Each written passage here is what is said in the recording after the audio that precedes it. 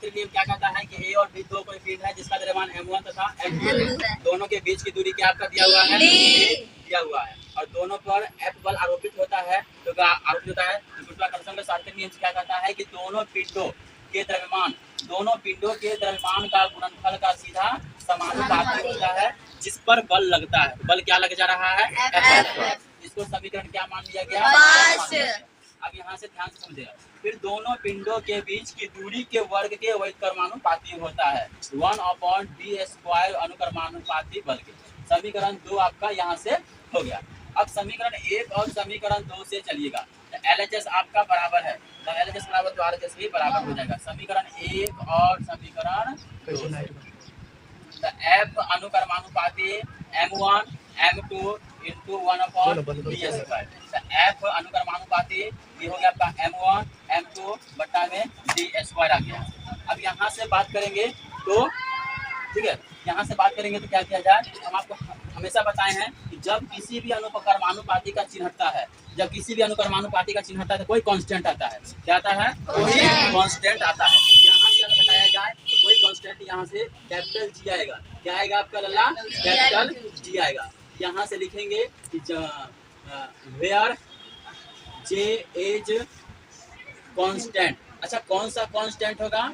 Constant तो ये गुरुत्वाकर्षण नियतांक है। जी जो है आपका गुरुत्वाकर्षण नियतांक है, ग्रेविटेशनल कांस्टेंट है, गुरुत्वाकर्षण नियतांक है, नियतांक होता है। ये हो गया एक, यहाँ से एक ये फार्मूला आपका निकल करके रेडी हो गया ये फार्मूला। अब यहाँ से बात करते हैं, इसी से अगर हम चलेंगे F बराबर कैपिटल G m1 m2 बट्टे d²। लल्ला ध्यान देना सही बच्चे, कलवा डिवीजन हो रहा है आपका। अगर इसको क्रॉस मल्टीप्लिकेशन करें तो जी कैपिटल G बराबर m1 m2 बराबर f_d²। यहाँ से हो जाएगा सटा सो बटा f_d² बट्टे m1 m2 हो गया। एक ये फार्मूला हो गया गुरुत्वाकर्षण का सार्वत्रिक नियम का, ये फार्मूला आपका यहाँ। अब यहाँ से इसका जो है SI मात्रक निकालना है। गुरुत्वाकर्षण का सार्वत्रिक नियम का गुरुत्वाकर्षण का सार्वत्रिक नियम का फार्मूला हम लोगों को निकालना है। अब यहाँ से समझिएगा, कैपिटल जी का SI मात्रक निकालना सीख रहे हैं, SI मात्रक निकालना सीख रहा है। ठीक है, चलिए ध्यान दीजिएगा SI मात्रक कैसे निकालेगा सो ध्यान। पहली बात है F बल है, बल का SI मात्रक क्या होता है? न्यूटन। बल का SI मात्रक क्या होता है? न्यूटन। दूरी का SI मात्रक मीटर² होता है बट्टा द्रव्यमान का SI मात्रक kg। ध्यान दीजिएगा, यहाँ दो द्रव्यमान है गुना फिर kg यहाँ पर लिख रहा है, ध्यान दीजिएगा। तो जी का SI मात्रक की अगर हम बात करें, जी का SI की मात्रक तो ये न्यूटन मीटर², ये हो गया न्यूटन मीटर² अब बटा में kg² हो जाएगा। kg² ये हो गया आपका kg का स्क्वायर हो गया। क्या हो गया आपका? kg का स्क्वायर। और आपको पता है बचपन से पढ़ाते आ रहे हैं लल्ला कि नीचे से कोई भी चीज प्लस रहेगा तो माइनस हो जाएगा, माइनस रहेगा तो क्या हो जाएगा? प्लस हो जाएगा। ये बात मैंने बताया कि ना बताया? बताया। तो ये हो जाएगा आपका न्यूटन मीटर², या तो प्रति kg² लिख दो या न्यूटन मीटर² kg⁻² हो गया।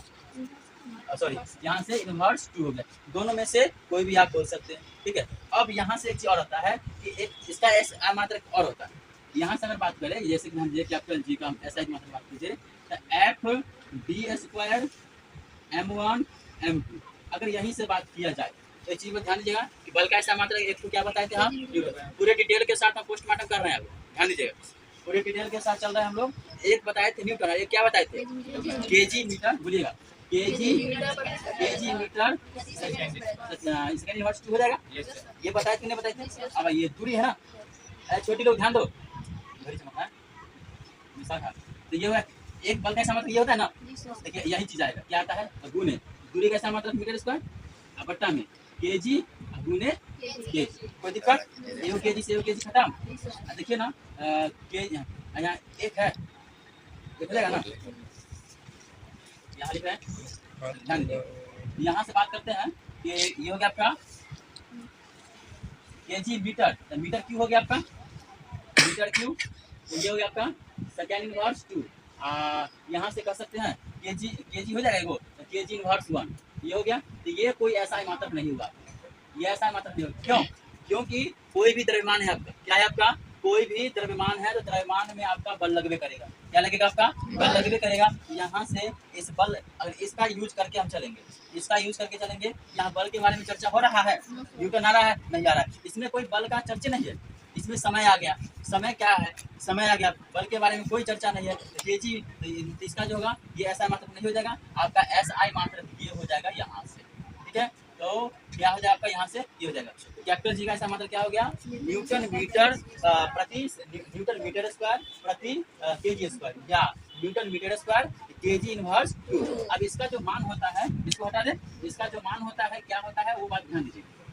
कैपिटल जी का मान क्या होता है? मोस्ट इंपोर्टेंट है, तो यहाँ में पूछने वाला क्वेश्चन है। कैपिटल जी का मान होता है 6.67 गुने 10 के पावर -11 न्यूटन मीटर स्क्वायर प्रति केजी इनवर्स 2 या प्रति केजी स्क्वायर। ये आपका क्या होगा? कैपिटल जी का वैल्यू हो गया, मान हो गया। ये प्रमाण है, प्रूफ है, इसी चैप्टर में आपका प्रूफ किया जाएगा कहाँ से आया नहीं आया। ठीक है, तो फिर समझिएगा कि गुरुत्वाकर्षण का शास्त्रीय नियम का फॉर्मूला क्या होता है? कैपिटल जी बराबर एफ डी स्क्वायर बटे m1 m2। अगर वायदा में फॉर्मूला मतलब कि ऐसा मतलब भूल जाइएगा, ये तो याद रहेगा, ये वाला तो याद रहेगा, इससे फॉर्मूला बना सकते हैं। कॉन्सेप्ट सीखो, लॉजिक सीखो कि कहाँ से आया, रटने का कोशिश न करो। ठीक है, इसका ऐसा मतलब क्या होता है? कैपिटल जी का न्यूटन मीटर स्क्वायर प्रति केजी स्क्वायर या newton metre square KG inverse 2।